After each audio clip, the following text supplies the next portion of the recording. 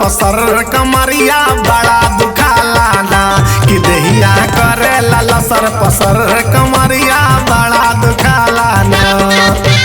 नहीं कटाला ना ये गेहुआ नहीं कटाला ना, नहीं कटाला ना ये गेहुआ नहीं कटाला ना कि देहिया करेला लसर पसर कमरिया बड़ा दुखाला ना कि देहिया करेला लसर पसर कमरिया बड़ा दुखाला ना।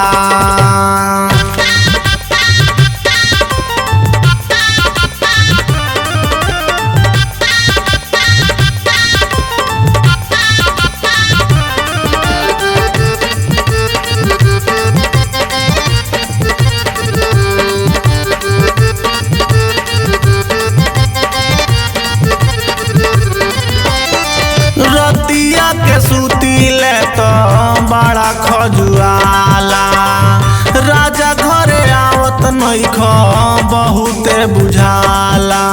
रौरा घरे रहती तो देना नु खजुआई। रतिया के सुतीले तो बड़ा खजुआला, राजा घरे आवत नइख बहुते बुझाला। हमके सुताला ना ए भौजी हमके सुताला ना, हमके सुताला ना ए भौजी हमके सुताला ना कि देहिया करेला लसर पसर कमरिया बड़ा दुखाला ना कि देहिया करेला लसर पसर कमरिया बड़ा दुखाला ना।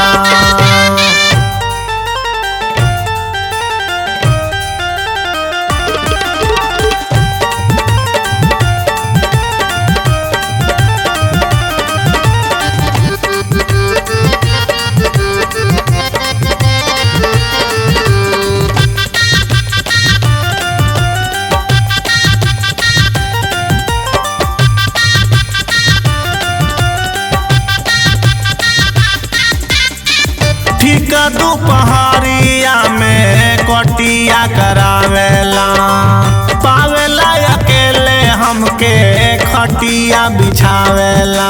जानते हमरा बहुत वजन हो गइल बाटे।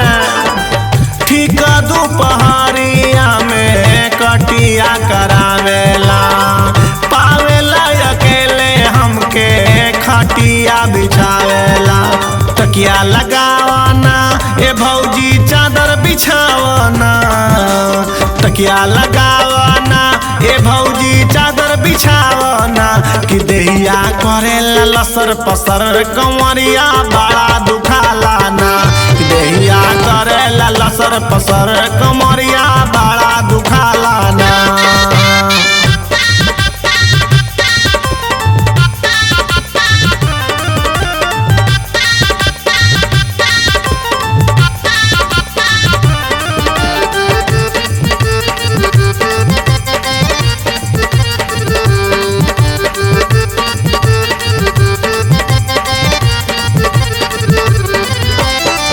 अमरजीत राजा अब घर ही में रहब, अरविंद देवरू के बात नहीं सहब।